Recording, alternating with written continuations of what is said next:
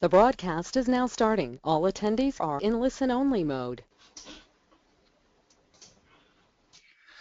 So good day, good evening, good morning, all. Welcome to the third ISBMPA webinar, actually the third ever webinar as well of ISBMPA.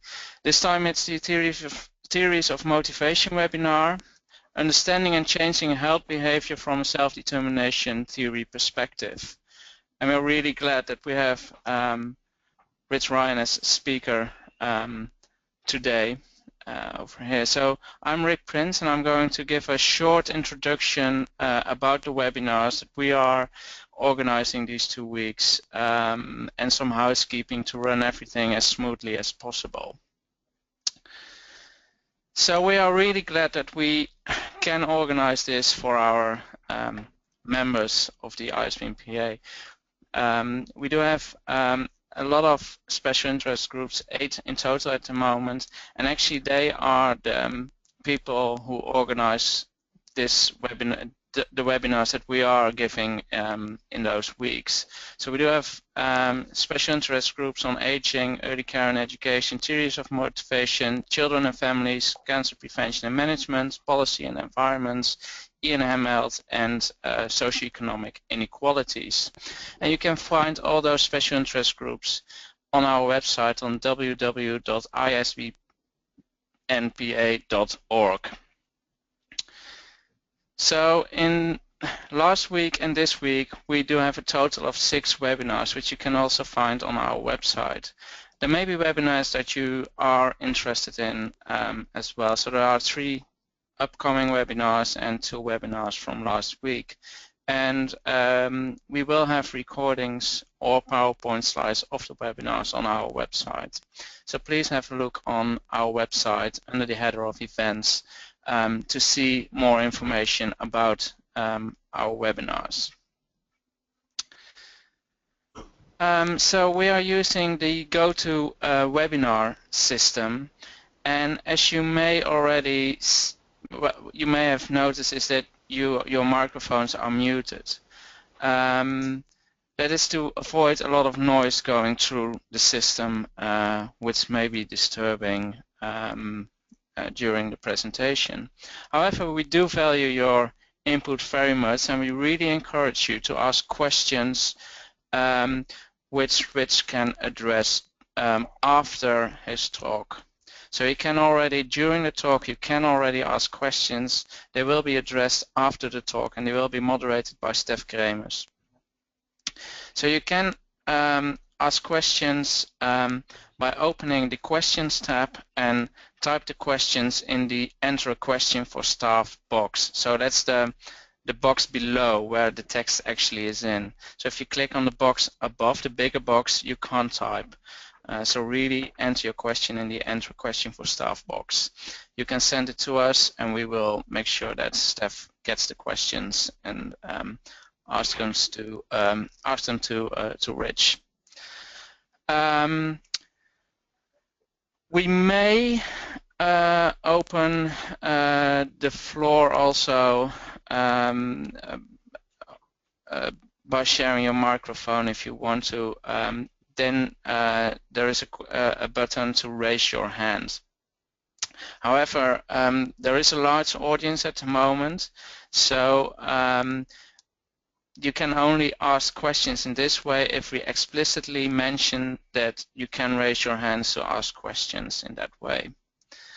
So from experience, we found that the full screen mode of the system really gives you a good well, the best overview of the webinar. So we strongly recommend you using this full screen mode, which is there in the system. And another question, and another point is if you ask a question using the system below, and if you are a special interest group member of the Theories of Motivation Special Interest Group, please enter a hashtag or something with just the word SIG, so Steph knows that you're from the Special Interest Group. So I will give the floor to Pedro now, who's going to introduce the webinar. So Pedro, the floor is yours. Thank you, Rick. Digital floor. My first time on this type of floors, of settings. Thank you, first of all, and Antonio, for setting this up. And also, as a longtime member of ISVNPI, it's very nice to see that the special interest groups are getting up to speed. And I think this series of webinars have been a critical part of that. And I'm very happy to be part of that. In this now, in my role as part of the chairing committee of this new series of motivation special interest group. And that's the special interest group where this particular webinar fits. Welcome everyone, very glad to have this turnout. I guess it's fair to say that this is the largest so far of the webinars that have been conducted, and that's not responsibility of ISVNPI. I think it's just a testimony to the interest that our speaker today raises. And so let me just a brief word for those of you that are not familiar with ISVNPI or if you are familiar with ISVNPI or a member, have you not joined yet the special interest group on theories of motivation. It's a great forum that we're hoping. This is actually the first initiative that we are conducting after our meeting, our main initial meeting in Edinburgh. But stay tuned, consider submitting or becoming a member of the special interest group as well. You do have to be a member of the society, but we're hoping to continue this discussion. Maybe this webinar would actually be a great starting point for future discussions that we can conduct online, and there's other activities also that we're thinking of conducting in between meetings where we're hoping to keep this the topic of motivation in behavioral nutrition and physical activity alive. So so we're hoping to see many of you that have not been in touch connected with our special interest group. Now, as Rich mentioned, it's a great pleasure to have Professor Richard Ryan to speak to us and to such a large and broad and regionally diverse audience. I guess it's fair to say that all of us are kind of new to this type of setting, so we're hoping everything goes well, and I think we're very confident with the system that you'll be able to hear everything and see also the slides and also be able to interact. Introducing Rich Ryan is not easy, or maybe I should say it's easy in a way because many of you know his work and know the impact that he's had, mostly through self-determination theory on psychology, many different areas of psychology. Is, as you know, a co-founder of SDT, self-determination theory, and that's we thought it would be appropriate to have one of the founding fathers of the theory to start this discussion or to start these seminars. He's among the most cited researchers in psychology, as you know. He's been an editor of Motivation and Emotion for many years. He's now on the consulting board of the new APA Journal of Motivation Science, which some of you may be aware of. He's done research, SDT-related research in many different areas in healthcare, in education, in sport, in work, psychotherapy, virtual environments as well. I've also had the pleasure of introducing Rich a number of years ago when he was a keynote speaker in Oslo at one of our initial meetings, ISVNPI meetings. He's published many research articles and chapter and books, has given addresses all over the world, and he has received many awards throughout his career, been a visiting scientist in many institutions, and he now holds positions both in service where he has been for a long time, and also in Sydney, in the Australian Catholic University Institute of Positive Psychology. I could go on and on. I guess all of us share the excitement of being able to hear from one of the two researchers that have started this theory and have developed it through the years, and many of us have learned, and our work has been very much influenced by it. So, Rich, thank you very much for being with us once again. We hope you continue your relation with ISVNPI continues after this seminar. But we're very glad that you accepted. I know we were very busy. You're just traveling from Australia not too long ago. So, thanks for accepting our invitation and being available to share your thoughts with this large group of ISVNPI members. And also, we asked another well-known research in health behavior and health behavior change interventions, Professor Steph Kremers, who works at Maastricht University. Steph has been a long-time member of ISBN-PA. He's been an associate editor of the journal now for a long time.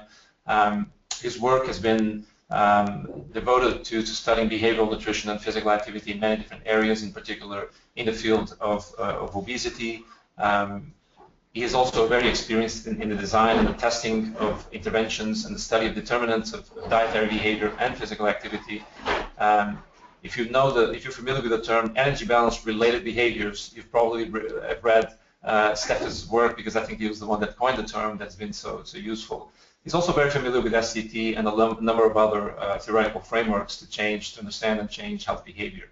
So he's also on the chairing committee of this special interest group, so he's the perfect moderator for this talk. So Steph, thank you also for being support and joining us in this new way of conducting seminars. And Steph then will, after Rich's talk, Steph will take the lead in hosting your questions and keeping the rest of the discussion alive for the rest of this evening for us, morning for some of you. So I hope this is as exciting as it promises. I know Rich has lots to say, and we're looking forward to hearing from him. Thank you both again, and enjoy the session. Rich, thank you very much. Thanks, Pedro. I guess I'm on now. Is that correct? You're on. Okay. Well, first I'd like to thank all of the organizers of this event, Antonio, Rick, Steph, Pedro. Thanks very much for getting this together. It looks like a nice format. I think I don't have a lot of experience in webinars either, but hopefully it'll go as planned. My idea was just to talk for about 30-35 minutes, and then really to have most of our time spent in questions and answers. Really, before I begin, I want to say that my comments today are going to be based on work that's been done by a lot of people. I put up here a list of some of the recent people I've been able to collaborate with. One of the really beautiful things about working in SDT is we have such a great international community of scholars interested in questions of motivation, and I've had the privilege of working with a number of them. And so really none of the work that I'll talk about today belongs to me alone. It's really a property of the SDT community. And just while I'm at that, I want to say that the SDT community has its next big meeting coming up in Victoria, Canada in June, so I hope to see many of the members of the audience there. I really want to begin today just by giving a brief overview of self-determination theory and the way in which it relates, I think, to issues in physical activity, nutrition, and other behaviors that have to do with people's health. SDT is an area where we've researched a lot of basic issues in motivation, really beginning with the concept of intrinsic motivation, which is the motivation we have to do things just because they're interesting and challenging for us. We moved quickly from studies of intrinsic motivation to the study of extrinsic motivation, which is really why people do things that may not be interesting or enjoyable, but may be of value to them. And that's of particular relevance to the discussion we have today as we look at how people might change their lifestyle or habits toward greater health. Really, all of our work in motivation showed us that things that promote people's intrinsic and most autonomous extrinsic motivation are also things that lead to their health and their wellness, and that's led to us to have many ideas about what constitutes basic well-being for people and what the universal ingredients of that are. Our work in motivation has really led to many, many other topics. The issue of how culture affects motivation, the dynamics of energy and vitality, how mindfulness and awareness allows people to better self-regulate. Many, many interesting issues, many of which we won't be able to talk about today. But I think the most important thing about SDT is it's also a theory that can be applied. Many theories in psychology have some basic science interest, but it's hard to know what to do with them. I think it's pretty readily apparent what we can do with self-determination theory, which is we can use it to enhance people's persistence and well-being over time. And today I kind of hope to focus especially on health-related behaviors, things like stopping smoking, changing drinking habits, increasing one's physical exercise, things that we know promote health, and how our motivation theory might speak to those issues. You know, when we work in the area of health behavior, which I've been able to do over some number of years, we know that there's a lot of things people can do to improve their health. And sometimes as health practitioners, we wonder, well, why don't people do these things? I mean, they're pretty straightforward. If people want to live longer and have a healthier life, we know one thing to do is to avoid tobacco. Another is to improve your nutrition, to eat more fruits, more whole grains, less fats, less dairy products. Really important, I think, for people in ISPNPA and everybody in this audience. We know that it helps your health to engage in physical activity. Really, 150 minutes of moderate exercise a week, and many new reports show even many less minutes of that, but involved in some intense exercise, really produces some pretty massive health gains for people. So again, a pretty straightforward behavior that people can use to increase their health. And of course, avoiding excessive alcohol use is another thing that is pretty readily apparent to people. People know these things, but they don't always do them. In fact, I think the evidence shows that people don't always do what they know to be good for them, and they don't always do what their health professional tells them to do. Compliance can be pretty poor. Now, in self-determination theory, I think we believe that people have a natural inclination toward health and wellness. There's hardly anybody you talk to who says, gee, my goal in life is to become less healthy or less mentally well. Instead, people would say that's what they want to do. But there's just a lot of things that seem to get in the way of their living a healthy lifestyle or to adhering to what doctors tell them. And I think that's a central problem for a theory of motivation to tackle. You know, when you look at people's health behaviors, this is just a little sample of health behaviors from the U.S. You see that still we have close to 25% of our population smoking cigarettes. We have close to a majority of our poorer population being physically inactive. We have a high level of obesity. People don't sleep well. Things that all really matter for health aren't going well for everybody. And then even when people know what to do, they're not always compliant. I got these pictures from a recent trip in Australia. You see we are a smoke-free zone. Here you see people smoking in front of the smoke-free zone. Also, here's a sign that says danger. This is not a safe swimming area because it's known for sharks right there, but you see a lot of people swimming right in that very area. People don't always listen to the health warnings that come from professionals.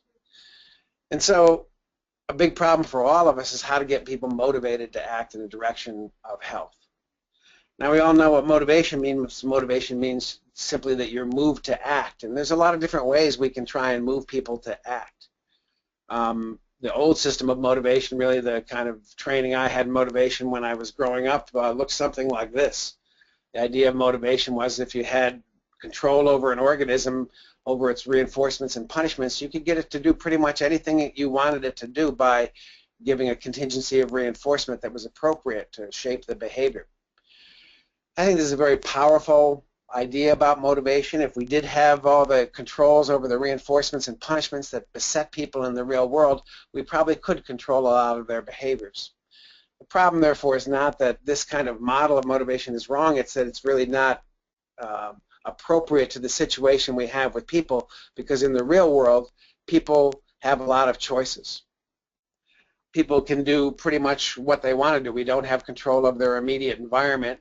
And so because of that, I think really the whole field of motivation has changed quite a bit. Today when we study motivation, we're much more concerned with not so much about how to control people from the outside, because we can't really control them from the outside, but more about how can we help people make the right choices in life, and then when they make those right choices, how could we help them sustain their behavior and their engagement over time. So it's really this idea that people have choices that's the thing that we have to grapple with, and then see if we can help them make the choices that we think are good for them. Of course, this week we all saw in the news that meats were particularly bad for us, particularly processed meats. So we say, well, one choice people have is to eat a lot of meat, but they have other choices too. They can continue to eat meat and horrible foods that you see here on the right. Those are all Super Bowl snack foods that are there, probably some of the unhealthiest things one could imagine. But on the left, of course, you see pasta and fruits and other things that people can also make a choice to eat. So the idea is what moves people to go in one direction or the other, and when they want to move in the left-hand direction here in terms of healthier foods, how can we help them do that? And in SDT, that means that our focus is really on what we call volitional behavior, people doing things willingly or because they see the value or the interest in doing that. Really, we think about two types of volitional behavior. One is intrinsic motivation, when you do something because you find it interesting, because you find it challenging, because you can see that there's growth or new things to learn in that domain. And the other kind of volitional behavior is what we call internalized motivation or autonomous extrinsic motivation. And that's when you do something because you really see the value of doing this behavior to gain an outcome that's worthwhile. Both of these are forms of interest, and there's a lot of ways you can support people's interest, and there's a lot of ways you can help people build value. There's also a lot of ways you can undermine people's interest and sense of value in an activity too, and that's what the issue about motivation is all about. So to give you the broadest strokes really about self-determination theory, I think I've put them on this slide here. In the broadest strokes, we say the things that will lead people toward doing volitional behavior and sustaining it over time are support basic psychological needs in the change process. There's three of these needs: autonomy, competence, and relatedness. The concept of competence is a concept that's really apparent in all theories of human motivation.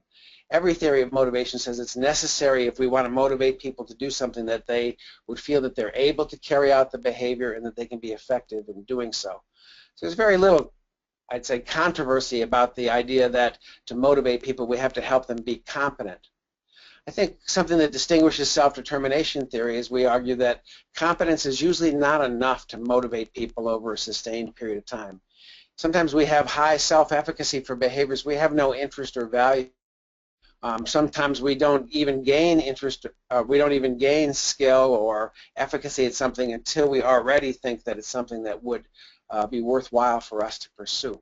So in self-determination theory, we think to motivate people, not only do we need to help them feel effectiveness and competence, but also to see that the behavior is something that they would autonomously do, something that fits with their values, something that will, in fact, lead them to some place that they see as worthwhile. So building that sense of autonomy for anything that we would like to see behavior change occur toward is a really essential part of motivation from an SDT standpoint.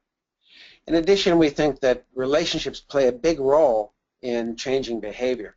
People really only identify with it and want to take on the values of people to whom they'd like to feel connected. If people feel alienated from their practitioner or feel like they're treated coldly or without a sense of care, they're less likely to listen to that practitioner and then internalize the values or the goals that that person might have. So in our theory, we think all three of these things are really important in the sphere of motivation, helping people build competence, yes, but also having them build a willingness and volition for what their goals are and to feel connected and a sense of belonging with others as they pursue those goals. Autonomy is so important in self-determination theory. I want to just spend a minute about defining it further. When we say that somebody's autonomously motivated to engage in a behavior, we're saying that they feel willing to do so, to engage in the behavior. Willingness is not the same as independence. For us, independence means that you don't rely on other people for support or for help. But we think sometimes we can be autonomously dependent on others when we willingly or autonomously turn to others for help or for guidance. And sometimes we can be autonomously independent, as when we say, oh, we'd like to try something on our own, this time maybe without help or without guidance. This is a really important distinction in the healthcare industry because mostly what we would like to build with our clients is not that they are completely independent of us, but that they can willingly turn to us for guidance or for help at times when they need it, and that at other times that they would be willingly attempt to do things on their own. Knowing that autonomy is not the same as independence means sometimes we can support people as they turn to dependence on us, and sometimes we can support them when they want to try things on their own. It's also important to note that autonomy has nothing to do with individualism or collectivism. People can be autonomously collectivistic when they really support the values of the group and the importance of group over self. They can be autonomously individualistic when they are very much behind in valuing individualist ideas. The importance of this distinction is that autonomy is important to people all over the world, no matter what culture they come from. To the extent that they do things willingly, whether they come from traditional or non-traditional cultures or from rich or poor cultures or individuals and classic ones, matters a lot for their long-term sustaining behavior. Finally, autonomy doesn't mean that you don't get any external inputs or you don't follow any external demands. The issue of autonomy is whether when you have an external input or somebody else gives you a guide from the outside, do you follow it willingly, or do you follow it because you feel pressured or coerced into doing so? So for us, it's not whether an input comes from the outside or a suggestion comes from the outside, it's whether you can concur with and see good reasons for engaging with that suggestion. Again, this is important in healthcare because we often need to make inputs, offer norms, give information to people about what might be best for them. And the important thing is not that we refrain from giving inputs or even advice, but rather we always are double checking with the client to see whether that's advice that they concur with or it's advice that they would resist. So it's important to note in healthcare that autonomy is really about creating willingness, not independence in people, and that means helping them to see the good reasons for doing things that we might endorse as healthcare professionals.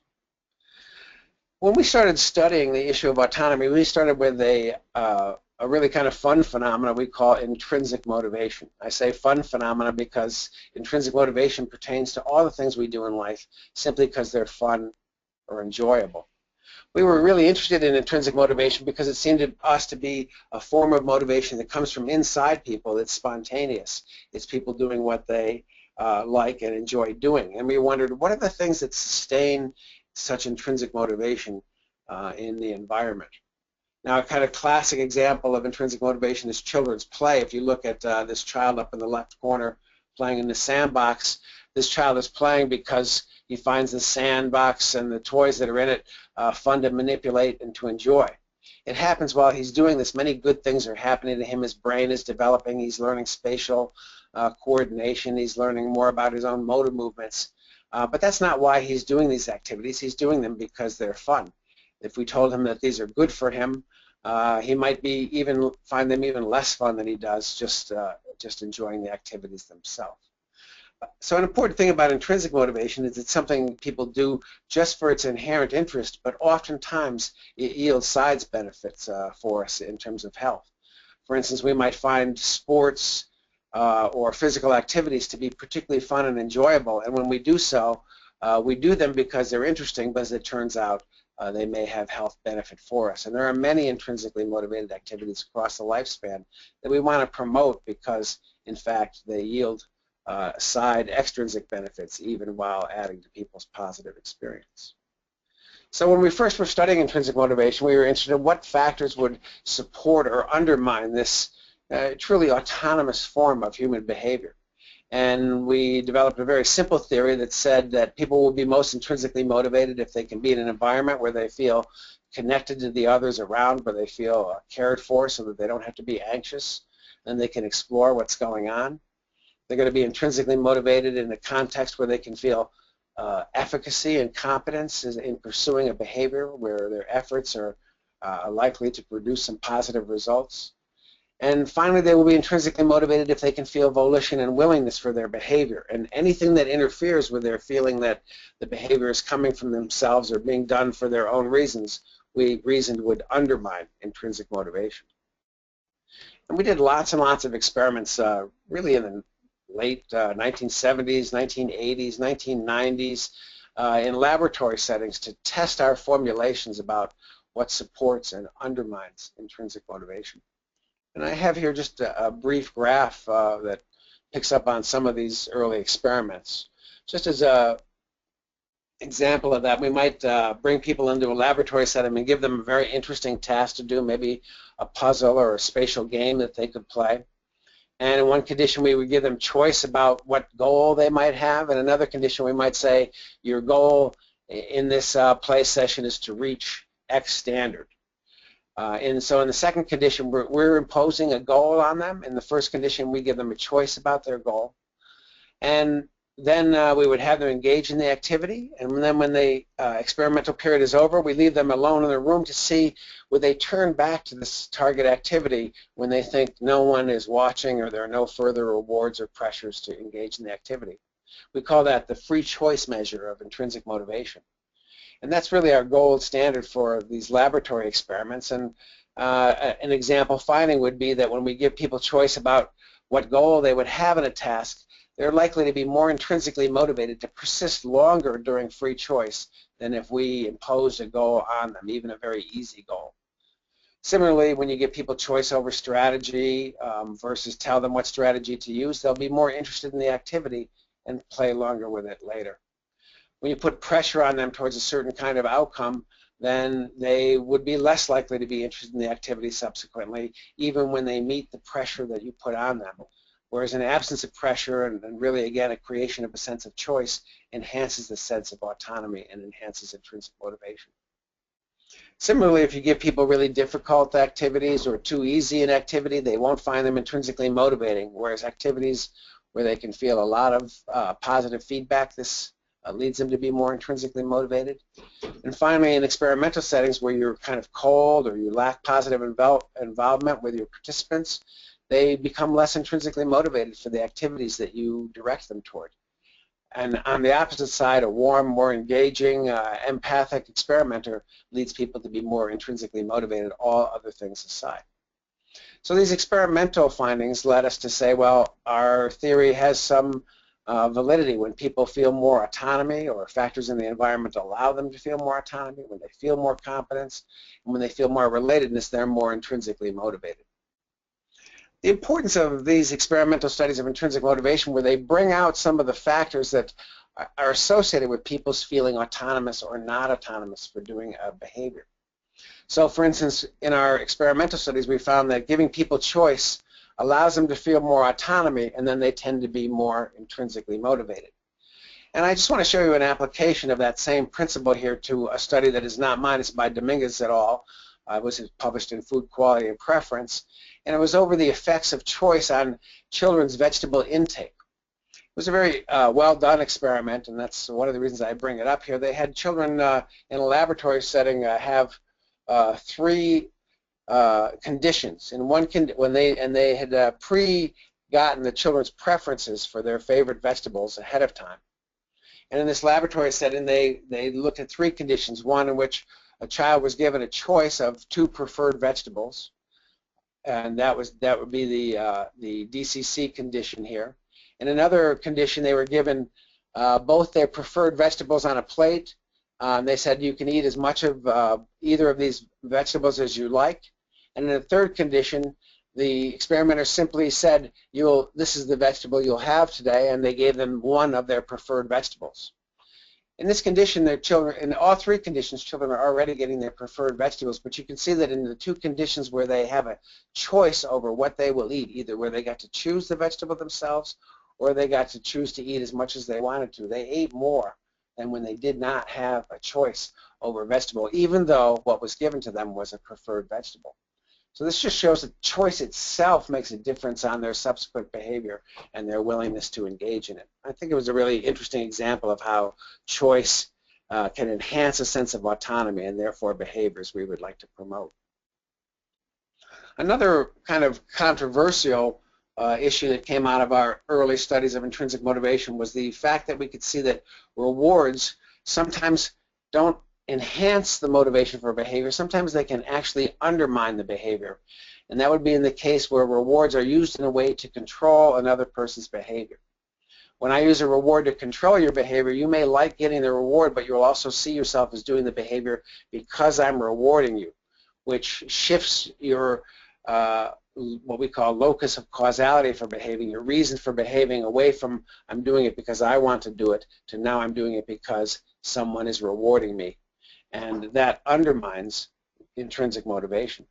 There's been a lot of studies of the effects of rewards on intrinsic motivation, and I won't go into great detail with them here because it's a little bit beyond our purposes for here, but a good meta-analysis that I think summarizes the major effects that I think still stands true is one that's reported in this Psychological Bulletin in 1999, article that you have before you on the graph. See here that in general, rewards have an undermining effect on intrinsic motivation, but tangible rewards have a somewhat larger effect because we usually give people tangible rewards when there's something we want them to do. On the other hand, verbal rewards, which is usually praise, telling people they did well at something, not only don't undermine, they typically enhance people's motivation, as we would predict. Verbal rewards typically enhance feelings of competence, which we would argue enhance intrinsic motivation, whereas tangible rewards tend to undermine people's feelings of autonomy and therefore have the negative effect they do. Similarly, unexpected rewards don't undermine intrinsic motivation because when you don't expect a reward, it hasn't been controlling your behavior and therefore would have no negative effect. But if I say, do this and I will give you this prize or this money or this expected reward, that tends to have a bigger undermining effect on intrinsic motivation. So in general, our point around rewards is that when rewards are used as a mechanism for controlling or getting people to do something, they tend to be experienced as controlling and to undermine behavior.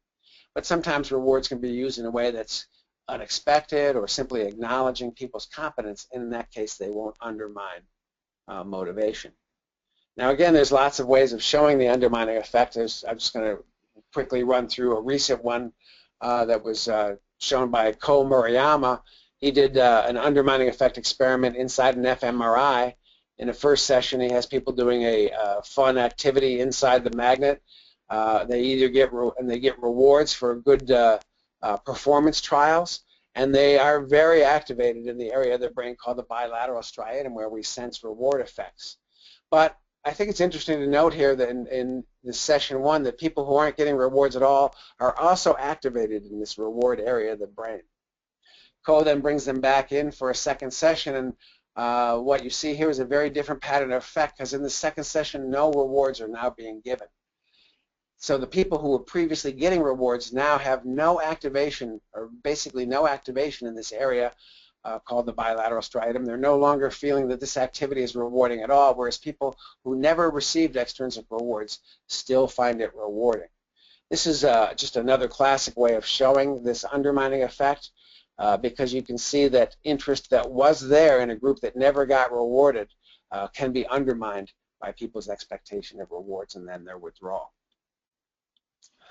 So why is this of relevance to us? Well, a lot of times we think if we just give people rewards for things like weight change or losing weight, that this will lead them to be motivated to do it.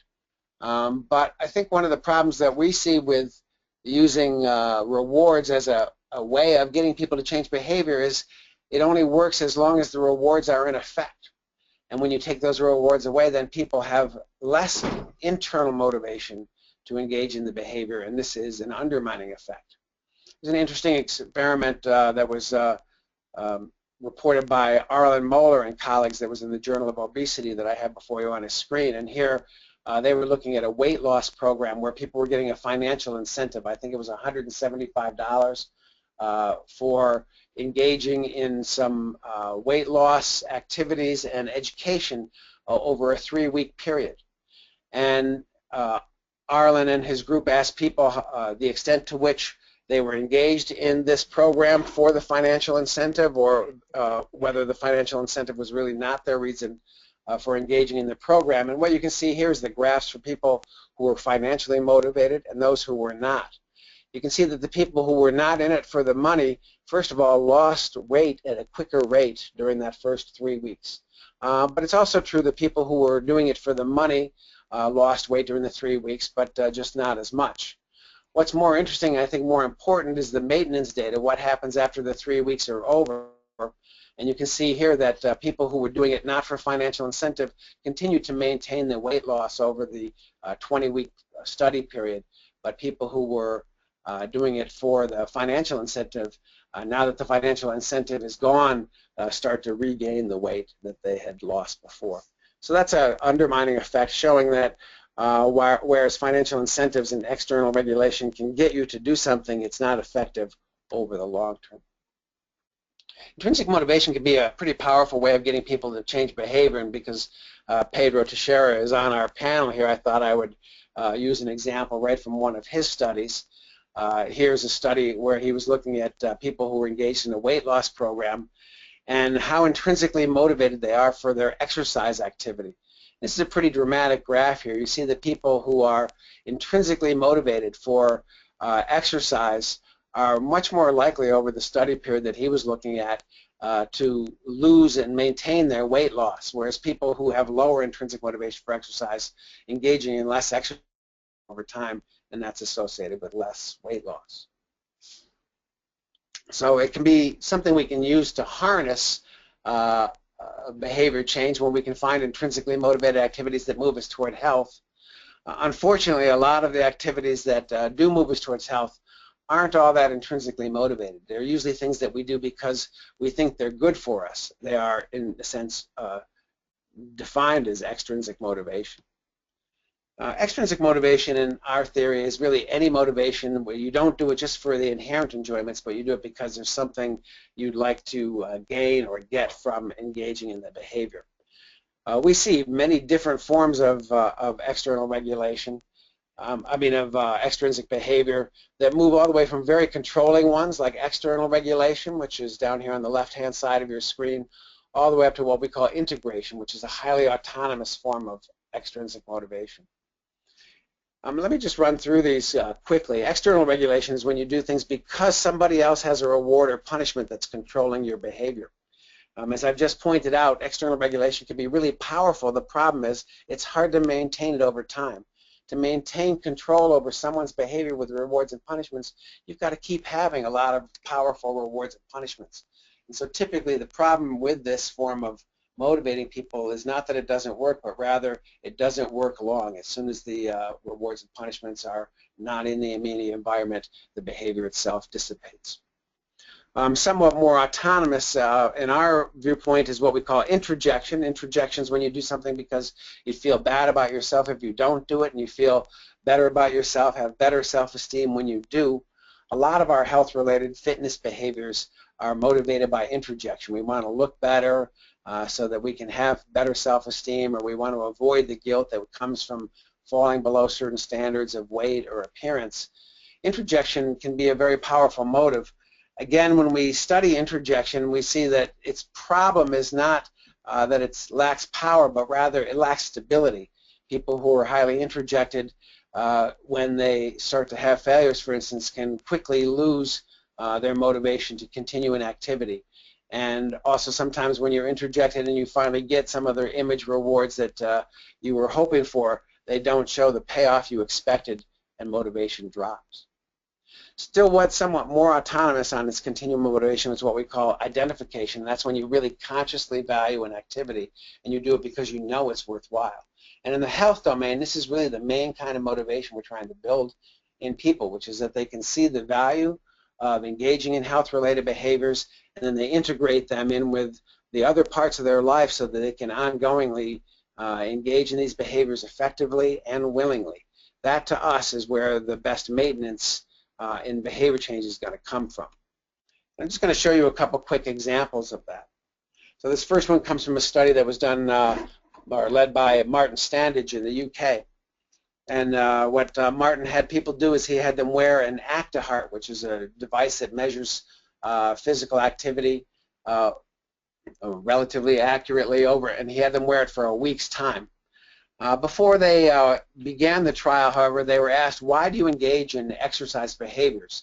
And people gave many reasons. Some were external reasons, like my doctor told me I had to. Some were introjected reasons, like I feel guilty about myself when I don't exercise. Some would be identified reasons, like I really see the value of exercise for my health. And some people actually find exercise interesting and enjoyable, and that would be intrinsic motivation. So people gave their reasons for why they exercise, and then Martin predicted from those reasons for exercising whether they actually exercise over the next week according to the ActiHeart readings. And here we're looking at the correlations with the bouts of exercise, of moderate intensity exercise that met the American College of Sport Medicine, American Health Association guidelines for what constituted a meaningful bout of exercise. And you can see that the only reliable motivations predicting exercise are identified in intrinsic motivation. Only autonomous motivation seems to predict maintained behavior over the week's time. Similarly, here's a study that was led by Luc Pelletier. It was published in Motivation and Emotion some years back, where he shows that the relative autonomy, this box here in the middle, motivation for dietary behaviors, the relative autonomy of your motivation for changing behaviors here at week 13 predicts actual change in eating behavior over the next 13 weeks, so that 13 weeks later, people who were high in autonomy for dietary change were eating food with a lower percentage of calories from fat and a lower percentage of calories from saturated fat, which is showing up in both improved body weight and better cholesterol counts. So again, more autonomous motivation predicting more reliably good behavior change that results in health-related outcomes. Here's another example from my study done by Pedro. Here again, we're looking at people's overall autonomy, not just their intrinsic motivation, but their overall autonomy for engaging in physical activity. And here in these graphs, he's showing both concurrent and prospective predictions of motivation on exercise activity. And you can see here that at 12 months, people's relative autonomy for exercising is predicting degree of moderate and vigorous exercise at 24 months, so 1 year later. And similarly, their motives taken at 24 months is predicting their exercise at 36 months, 1 year later, showing that knowing how autonomous people are for an activity does predict their long-term outcomes. Even when people enter treatment programs, their autonomy for entering the treatment programs makes a difference in terms of what outcomes they will get. This is a recent study from Carter and Kelly with people who are coming into treatment for eating disorders. And what they show is the people who have the higher autonomous motivation for treatment are showing quicker symptom improvement over the course of the treatment program, a finding that we've seen in a number of studies. So I just want to summarize some of this by saying, yeah, it's great that autonomous motivation predicts a lot of good things across periods of lifespan, across socioeconomic status, across cultures. The more autonomous people's motivation is, the more the behavior, the target behaviors will be sustained over time, the better the people's learning will be, the higher their energy and vitality, and overall, the better their well-being. So, it's pretty clear from an SDT standpoint that we have the evidence that says autonomy is better. And so we really want to be moving people toward more autonomous forms of regulation when they're engaged in health-oriented behaviors. And to do so, we go back to our pretty simple theory here. We do so by trying to support basic psychological need satisfaction in the course of their changing the behavior. So we want to help people's autonomy by providing them choices and sharing in their frame of reference and not putting external pressure on them that will help them internalize. We want to help them gain confidence, and we want to help them feel some support and belonging. And so I want to just spend a minute here talking about that in some more detail, because I hope that's really where we spend our time in question and answers, about how it is that we support other people's autonomy. As a clinician, I have to say, to me, the key of autonomy, of supporting other people's autonomy, is always beginning by taking their frame of reference, by beginning with empathy for the situation they're in, knowing what kinds of changes they want to make and what obstacles they see in the way of change is really important before we make any decisions about how they might move in a direction of greater health. We always want to encourage them to take interest in their own behavior and to be informed by their experience, both failures and successes on the road to positive change. When we give people choices, we want to make sure they're meaningful choices and that there are also different options that they see as pathways to change, because everybody can find their own unique way to an outcome. And when we do have a specific thing we think is important for people to do, we give a rationale so that they can have a reason for engaging in behavior. Nobody can autonomously do something unless they have a good reason for doing so. So rationale becomes really important in supporting people's autonomy. And finally, we always want to minimize the use of shoulds, musts, and controlling kind of language. Autonomy is really important, but so is competence, and competence is built by designing programs and activities that people can really handle, both have fun doing, but also can meet the challenges that we are offering to them.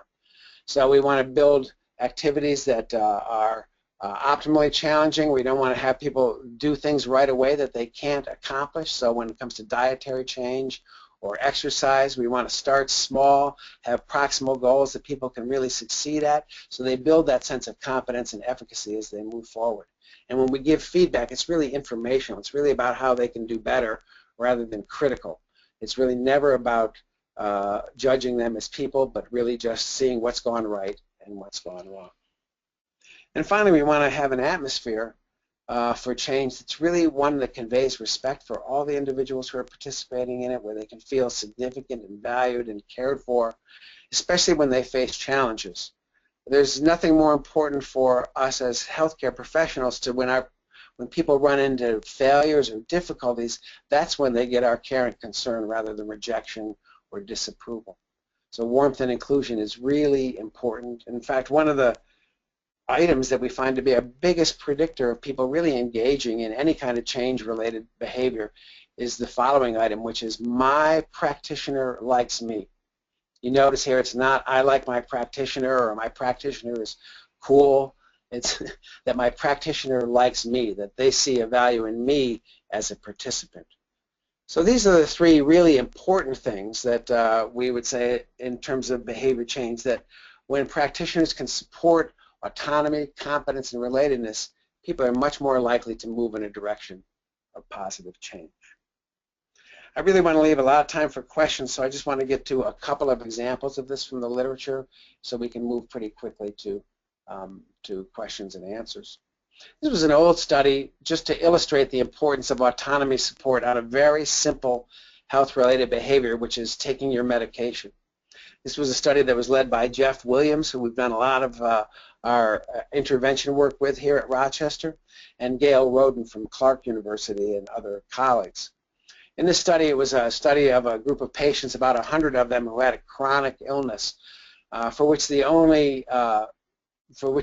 major treatment was to take an oral medication once or twice a day. Now we know in the United States people typically don't comply with medication prescriptions. Only about 40% to 60% of the time do people accurately take medications. And so this is an important problem. And here, this was a pretty easy regimen. Before we studied their medication taking, however, we had people fill out a questionnaire about their prescribing physician and how autonomy supportive or controlling was the climate provided by that prescribing physician. And then we also asked them, why are you taking your medication, using the kind of autonomous regulation scale that you saw before. So we were asking, how much do you identify with the value of taking this medication versus how controlled are you in taking it. And what these correlations show is that people were more adherent when they had autonomous reasons for taking medications, when they really could see the value in the doing of it. How do we know that? Well, in this study, after people were prescribed medications, we called them on the phone 2 days into their prescription and said, we'd like to verify how many pills you have in your medication prescription. So we asked them to dump them out and count them for us before the phone, and then we matched that with how many should be there after 2 days. We did the same thing again at 14 days, so 2 weeks into their regimen. We're seeing how closely their pill count matched, how many pills should be there if they were adherent. And we also got a self-report of their adherence, and all of these indices strongly were associated with autonomous regulation. And interestingly, the more autonomy support of the physician, the more likely it was that a person was to be autonomously motivated. You can see here the path model, that autonomy support from the healthcare practitioner predicts the patient's more autonomous motivation because they've done a better job at helping them internalize the reasons for taking medication. And this in turn accounts for over 50% of the variance in the composited score. So people who are more autonomously motivated, much more adherent, and of course this is a really important issue in almost every healthcare domain. Just as another study on this, this is a study of adherence to HIV medications that was led by Sarah Kennedy out in San Francisco area. And now what she and her team showed here is that the more autonomy support, the person who has HIV has from both family and their medical provider, the more likely they are to feel less psychological distress, but also more autonomous motivation to take their medications, which then leads through a pathway through perceived competence to greater adherence overall. If you just take a little bit even closer look at her data here, you see that autonomous motivation is very strongly related to provider autonomy support. So we as providers play a really important role in shaping the autonomy people have for taking medications, and here taking HIV medications being a really important part of the regimen for health and people with HIV being fostered by more autonomy supportive healthcare providers. So I could show a lot of studies like this, but I think an easier way is just to go to a meta-analysis here. Is the meta-analysis Eng et al. Meta-analysis that was on self-determination theories that's been applied to health contexts. This appears in Perspectives in Psych Science. This is just one of the statistics from this. This is 67 studies where healthcare practitioners had provided either autonomy supportive or controlling styles to promote behaviors, and you can see how autonomy support really promotes intrinsic motivation and identified motivation, whereas controlling styles are much more associated with external regulation and amotivation. And as you can see down at the bottom two rungs here, autonomy support produces more autonomous motivation, which we know to be related to more adherence and compliance. And the opposite is true for controlled motivation. This just shows how important our healthcare provider motivation, our style of communicating is to our patients. The more we can support autonomy, the more likely they are to engage in high-quality motivation with respect to health behaviors. In fact, the Eng et al. Meta-analysis really tested a number of loops in the overall self-determination theory model, and the main one that I think is most important for our conversation today is how autonomy supportive healthcare climates that we provide as practitioners satisfy basic needs for autonomy, competence, and relatedness in our patients. And these in turn are related to decreased mental distress and psychopathology, increased quality of life on the psychological side, but also lead to better healthy behaviors, less smoking, less drinking, and more physical activity whenever there's interventions in that regard. So physiological indicators must also being enhanced when people's need satisfaction happens in the motivational climate. So SDT has been pretty successful in the randomized controlled trials. We haven't had enough of them out there. But there have been randomized controlled trials, which, as all of you know, is really the state of the art in our evidence base for not smoking, for physical activity, for weight loss, for diabetes management, both type 1 and type 2, for medication adherence, for engaging in healthy dietary change, and for dental hygiene as well. I say there's been RCTs on all of these things, but we still can use more because we're just beginning to identify what the real healthy ingredients are in SDT-supported interventions. Right now, Pedro and others are putting together a joint paper, a joint committee paper on really the multiple ingredients that make for high-quality interventions from an SDT standpoint. I think we have something like 38 specific behaviors that we see as part of the effectiveness of need support. But I want to emphasize just a final few here in my last comments, which is what I think the data shows from SDT is that it's most important for us as practitioners to really support people's autonomy. It's both a medical ethic for all of us, but it's also effective practice. And in supporting autonomy, it means we really listen to our patients. We try and understand their perspective, both why they want to and why they are resisting at times change. We want to acknowledge their feelings and the content of their complaints. We also want to provide as many choices and effective options as we can because people can find different pathways to health, and sometimes it's nice when they can tailor it to their own idiosyncratic way of change. When there are things that we really do think are important, we have to have a good rationale for it. We shouldn't suggest changes that we don't have good reasons to support, and we always want to support initiative and experimentation in the direction of health and change. Really, the more our patients can be engaged with us as creative co-designers of our regimens, the better all of us are. We both learn things from our patients, and of course they feel more ownership and agency in the process of change. And finally, at all times we want to remain non-judgmental. It's tough to change in the direction of greater health.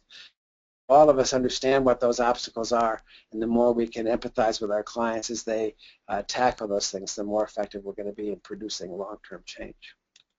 So that was just some of the comments I wanted to make. I again want to thank my colleagues at Australian Catholic University at Rochester, at Immersive Inc., and really everybody at ISPNPA for organizing this. I'm looking forward to a question and answer session and to seeing what kind of issues you have in applying self-determination theory. Thanks for listening. Okay, Rich, this was really great.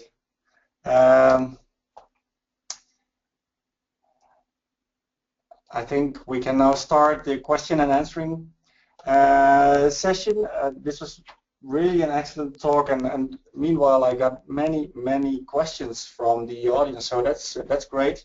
So first of all, I must tell the audience that I guess I will not be able to deal with every question that you ask, but I'll do my best, and we'll see how far we can get. But if I can't manage to deal with the question, that specific question that you asked, my apologies in advance. But of course, feel free to ask your questions while we are discussing, or maybe you'd like to add to the discussion that we have. So I'll try to give the input while you are giving it. And at the same time, I see some questions coming in, and then of course I need to interpret your questions. So I'm not totally convinced, of course, whether I interpret your question okay, but again, I'll do my best. Rich, just to start off, I saw one question coming by, which was kind of general, so I think that may be good to start with. The question was about the popularity of the theory. The theory has become, has gained in popularity over the past years in the field of dietary behavior and physical activity. And of course, you must have thought about it or talked to people about it, about reasons for it. Do you have any ideas on what the main reasons are for the increasing popularity of the self-determination theory? Well, I think there's probably two reasons for the increasing popularity, but one is I think just the change in healthcare treatment atmospheres. I think we've seen over time that the more we use external controls to try and produce change, what we get is poor maintenance and transfer of behaviors. And so I think the ineffectiveness of some of the more externally regulating forms of motivation has become apparent over time, and at the same time we have seen how important it is that people develop a strong volition for change and how much impact that can have on sustained change over time. So I think SDT was the right theory at the right time, as we've seen the need for interventions that really build on people's capacity for self-regulation. You know, we've been there with a theory that I think speaks to those issues. I think the theory's grown a lot too because it is applicable. You can design interventions to increase autonomy, to increase people's feelings of competence, to increase their sense of belongingness. So it has a great deal of practicality, and I think that has really helped a lot. If you look at where SDT is popular, it's popular in sport, it's popular in health domains, it's popular in psychotherapy, it's popular in education, because these are places we can put it to work. Yeah. Okay, just to pick up on that, I also saw a question coming in asking about putting it in practice. I think this person was in the exercise field, and asked how can I put this in practice, because I have limited time as a practitioner, and applying SDT in practice appears to take a lot of time. How to deal with that? Mm-hmm. Well, you know, I think it's interesting about the issue of time and practice. So a lot of parts of SDT don't take a lot of time. So for instance, we think understanding the perspective of say the people you want to get to exercise sounds like it might take a lot of time, but maybe it doesn't take a lot of time. Sometimes it's just letting people say, give a list of what they want, or giving an opportunity for feedback after a session. This is a way in which people can have voice or feel like their perspective is being understood or heard. Sometimes it just means, a quick note of empathy when you see somebody struggling, just to recognize that they have a point of view out there. I think some of the things that might sound like a lot of time really don't take a lot of time. And sometimes the high quality things we can do are really done in a quite immediate way. When we have a menu of choice for kinds of exercise somebody can do, that takes no more time to hand them the menu than it takes to hand the single regimen that we otherwise might give them to do. So there are many things that I don't think take more time. They just take a little bit of engineering and thought about how can I enhance autonomy in my exercise class, or how can I exercise people's ability to feel efficacious in that class, or how can I maximize the feeling of togetherness in this class.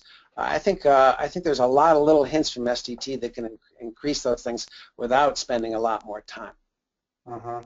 Well, yeah, but I think if I envision these people that are overweight and got this message from their doctor saying that they need to exercise more, so they have control types of motivation, maybe even sometimes amotivation, that may take more time. Over and above, let's say, more traditional ways of saying, okay, I know that it's hard, but just exercise more. Yeah. I think one of the problems with not taking a little extra time there is sometimes we try and run over the obstacles a person's facing without really understanding them. So if I just say, well, I know this is hard, but just get to it, or I take the Nike approach, just do it, or I just take out a bigger carrot or a bigger stick, that may not be effective because I haven't quite understood what the obstacle was. Maybe there's a particular pain that somebody's facing as they engage in a set of exercises, and we could design a set of exercises that work around that pain. Or there's some other difficulty they're having around timing or scheduling. Sometimes when we know what the obstacle is, we can much better address it than trying to run it over with carrots or sticks, or with just admonitions of just do it. So that's one place where I think understanding the framework, the point of view of your clients is really key, because helping them with the specific obstacles they face almost always important. Related to this, there are also questions coming in on, let's say, alternative forms of interventions rather than just face-to-face interventions. People asking whether SDT perspectives can also be used in, let's say, digital interventions, e-health kind of interventions. What are your ideas about that? I think this is really the wave of the future, because there's not enough of us practitioners to do face-to-face interventions with everybody who needs it out there, and we have an epidemic of obesity in some countries, and we're just not going to have enough face-to-face people to really help that out. But we can hit people through technology, and I think this is really a big wave of the future for SDT. Recently, for instance, I've been working with Raphael Calvel from the University of Sydney. He engages in what's called positive computing. Here he's trying to harness technology to deliver things that would make us healthier in ways that are engaging and motivating. And he's using SDT just in the very design of the way in which he gives feedback or has the delivery of messages to people. And just to give you an example of that, we might, for instance, wear today many of us have devices that are counting our steps or giving us feedback about how much physical activity we are in the day. Well, technology can also give you motivational messages to go along with that. Those messages could be controlling, or they could be autonomy supportive. And I've seen data that suggests that when you give people regular messages that are autonomy supportive, it can actually enhance the amount in which they exercise, and those can be delivered through technology at almost no cost and very scalable. Similarly, when I think about technologies and reaching people, SDT has a lot to say about how we frame messages. What do we say are the benefits of exercise, and what are the reasons for doing it? Of course, when we frame those in ways that really have more to do with health than they have to do with extrinsic outcomes like image, they're more likely to take for people. So even in the way we deliver communications across technology, SDT has some things to say. So I think both in terms of direct interventions and in messaging, SDT has a big role in the technology well-being interface. Okay. I'm just scrolling through the questions that are coming in kind of quickly, so that's good. Keep on doing that. I say to the audience. Someone is asking me more explicitly about motivational interviewing as in the relationship with self-determination theory.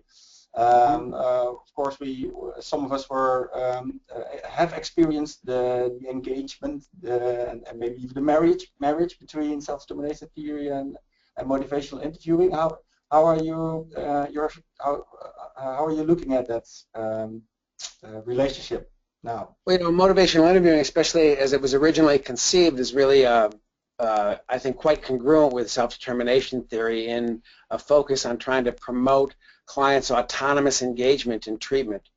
Part of the big goal of motivational interviewing from the very beginning was to take the frame of reference of the client, to really understand it from the inside, to help them find their own reasons for why they would want to engage in treatment in a volitional way. And I think insofar as MI is practiced with a real eye toward supporting autonomy, then I think it's completely congruent with SDT. And in fact, we've used a lot of MI techniques in our SDT interventions because of their consistency with both building autonomy and with building competence.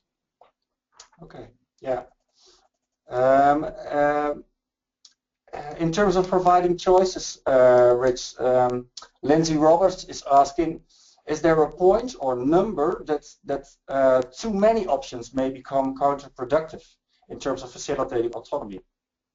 Yeah, the issue of choice is really an interesting one, both from a research and a practical standpoint. So when we say in self-determination theory that the experience of choice is important, it's really that people feel choiceful about what they're doing. Sometimes you can only have one choice, but we know it's the one that really fits with the person's interests and what they want to be doing. So we don't need to have a menu out there. We just provide them with the thing we know is already fitting, and then they're on board with us. But a lot of times it helps people to feel empowered when they have choices between alternatives, that then they can find the best fit for them. So what we would argue is that that feeling of empowerment is going to come about, though, only if it's meaningful choice. So you want to have options that are not just fake options or just there for the number, but things that really would make a difference in terms of trying it this way or trying it that way for that person. That's a meaningful choice. You can become absurd in sort of the number of choices you offer people. At some point, if you give people too many choices, it just becomes taxing and not very meaningful. And I think this is probably where the question is coming from. There's probably some beyond which the choice is now feeling like a chore rather than a choice. And I think what I've seen in the data out there is really once you get above 4 to 6 choices on any kind of list, it starts to become a bit cognitive taxing for people.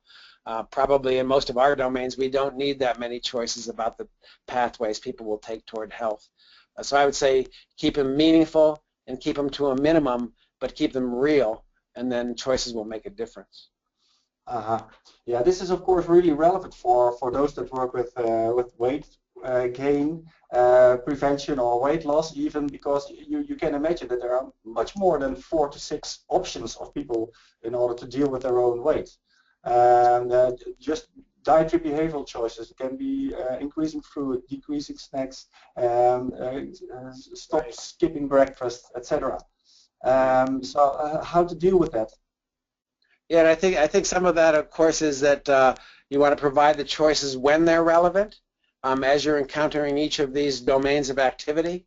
So you want choices within each pathway probably, and then not too many, and then and also allow experimentation. So I think an important element of choice is people can try something out, and then when it either works or doesn't work, you treat the information that comes back from that as true information. If something doesn't work, it's not a failure, and we've learned something from that. Now we're going to try another option, or we're going to modify the option we have. So I think that flexibility is really important, and that also helps a person feel like they're part of the team working with you in the direction of change. They have empowerment because you're shaping the goals together in a way that's going to work for them. Okay. I had a question coming in kind of at the beginning of your talk when you were introducing the topic of autonomy. And this person asked, how much do you think the average person is aware of their own level of autonomy? And in between brackets, is that important? Well, I don't think if you ask most people if you went up on the street to most people and said, what's your level of autonomy, they would think, oh my gosh, who are you? It's a strange question. It's not something I think we would reflect in that way about, but I will say this, it's very salient to people when they're being controlled. People know when they're being controlled, and they also know when they're doing something freely. So in other words, for any given behavior, we have a very good sense of whether we have autonomy or we're being controlled. I don't think we think of it in terms of like how on average autonomous I am, but when I'm doing a task at work, I know whether it's something I'm doing willingly or something I'm being forced to do. Or when I'm doing a chore at home, I know whether it's something, I know where my autonomy sits. And that's why it's pretty easy to assess the relative autonomy for any given behavior, which is where most of our assessments go, is toward behaviors or domains of behavior. And I think people have a pretty good sense of it. If it wasn't something that we felt strongly about, it wouldn't have the strong motivational impacts it does.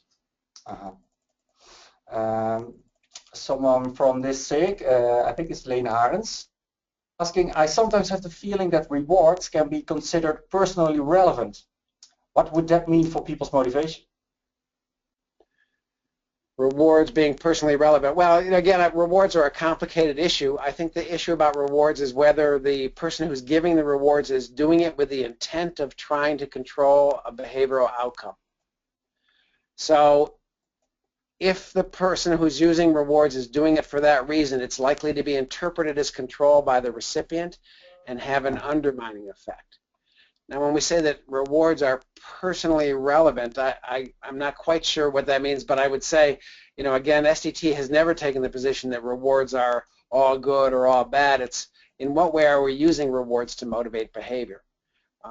Personally relevant rewards might mean that, I find value in the outcome, and that might actually promote some volitional action. So, Lee could give me a follow-up if I didn't quite get to her question. Yeah, okay. So, Lane, if this wasn't what you meant, then just let me know. Thanks for that. I talked to a general practitioner yesterday, and I was talking to her about the topic that we are dealing with now, also about rewards, and then she asked me, okay, so does that mean that I can't even give my clients any compliments anymore then? Well, again, unexpected rewards don't undermine any behavior because they're not controlling people. If she were giving out those things and saying, if you do this, then I'll give you these things when you come to my office, that would be controlling.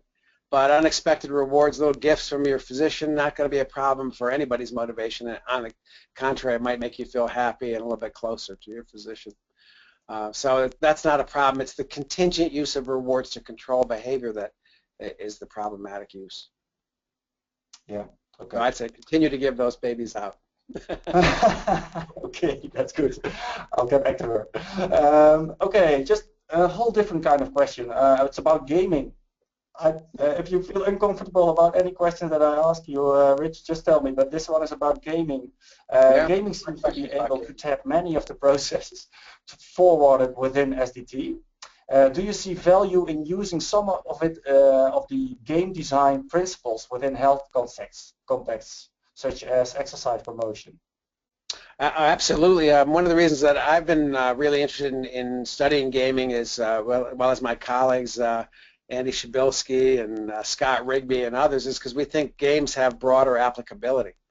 So, games are pretty good at motivating people to be engaged over a sustained period of time, or some of them are. And so what we've tried to do is study what about them makes them so engaging, even addicting to people.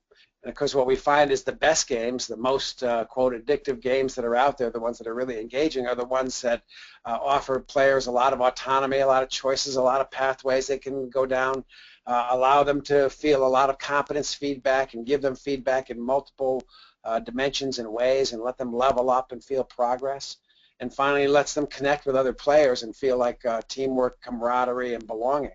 So games have these elements in them, and that's really what predicts their longevity as games and their popularity as games. The particular features in games that do that, how they build in choice, how they build in opportunities for relatedness, are things we can learn from. And I think as we're trying to bring health interventions to scale, we really need to know about gamification in this regard, because we can offer apps and we can offer programs for people and workouts that we can technologically deliver, but we also need to do so with some of the bells and whistles that allow people to feel autonomy, competence, and relatedness as they engage in those apps. That's what's going to make them successful and going to change behavior over time. So I think this interface between technology, gamification, and the motivational implications of gamification and health outcomes really, really a big area of opportunity for us all now. Okay.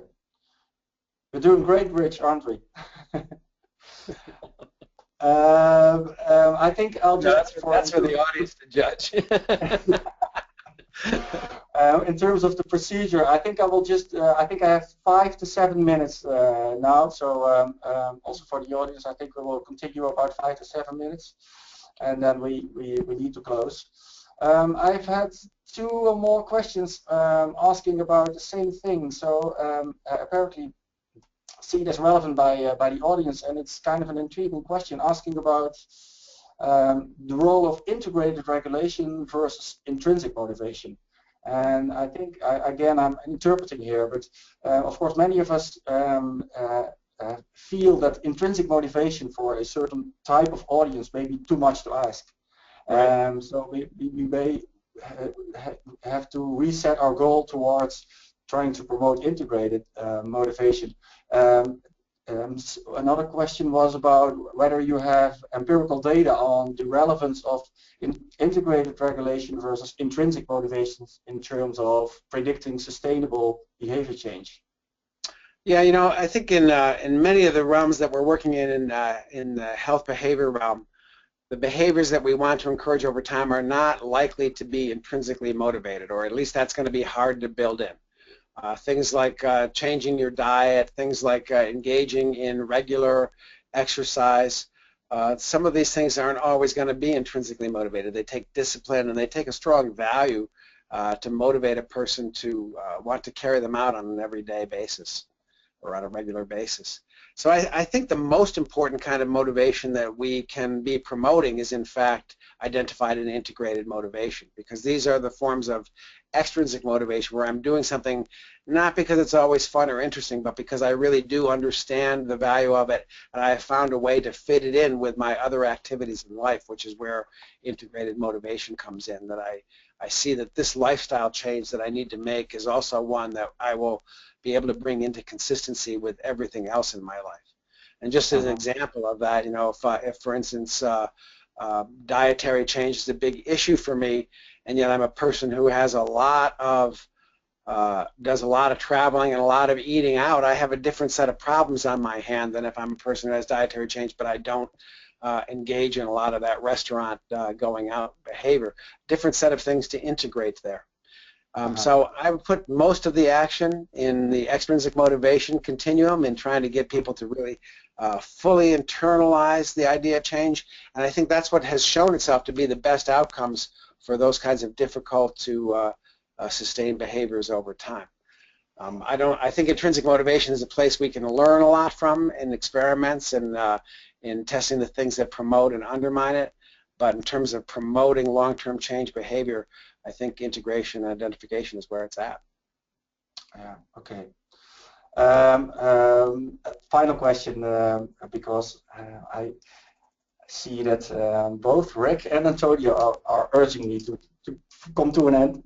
Okay. So final question, more of a general question. I know many of the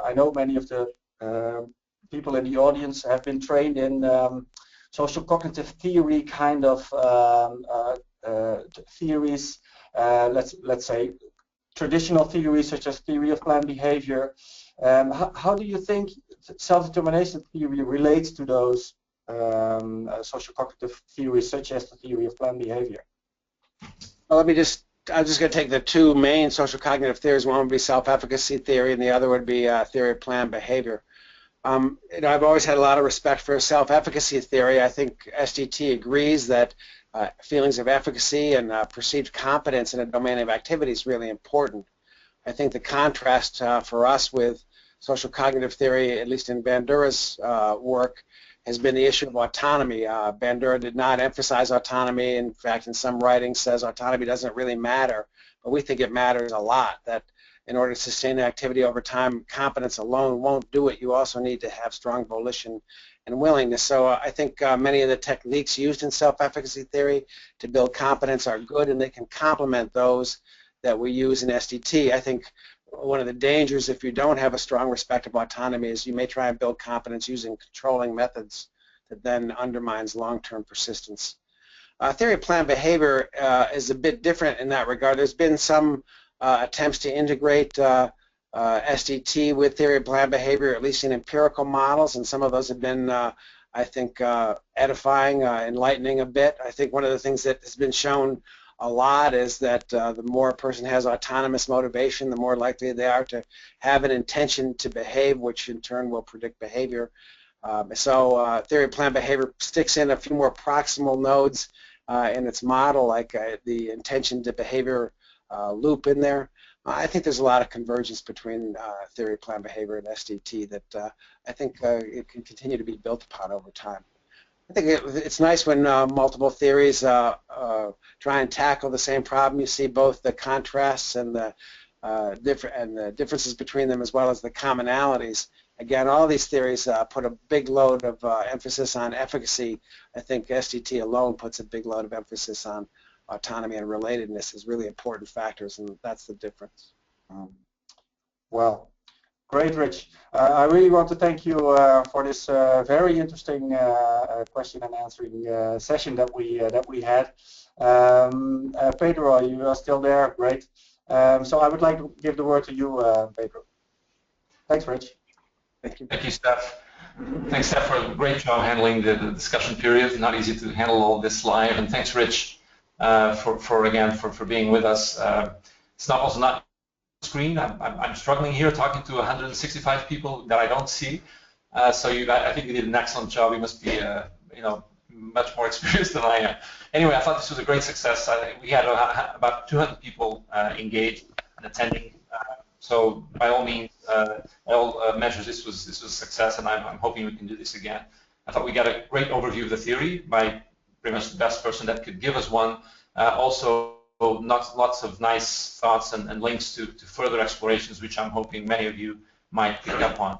ISBNPA is, of course, a research-focused society. Many of you in attendance are researchers, and I know that there are many exciting and open questions, as Rich mentioned, that are there to be tested regarding intervention, but also other areas of the theory. And I encourage all of you to test them in the best research that we can do. That's, I think, the best way to contribute, both to developing the theory and also to apply it and to make it more useful in real life.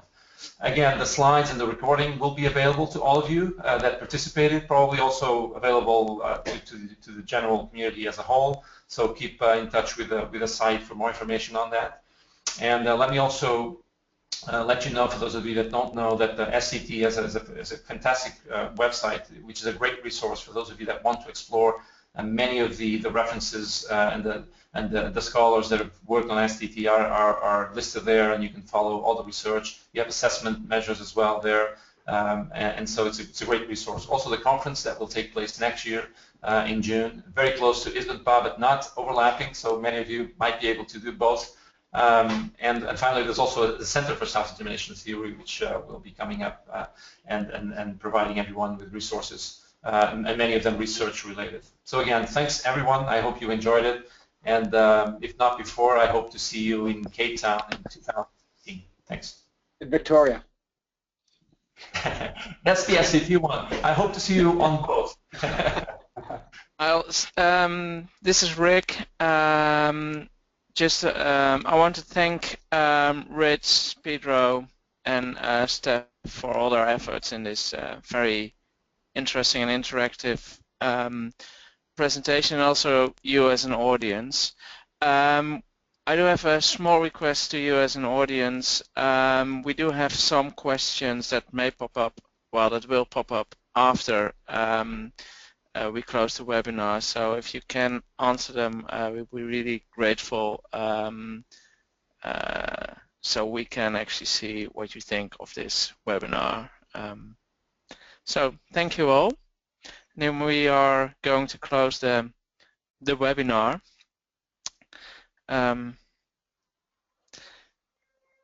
So Bye. goodbye all. Bye. Yeah.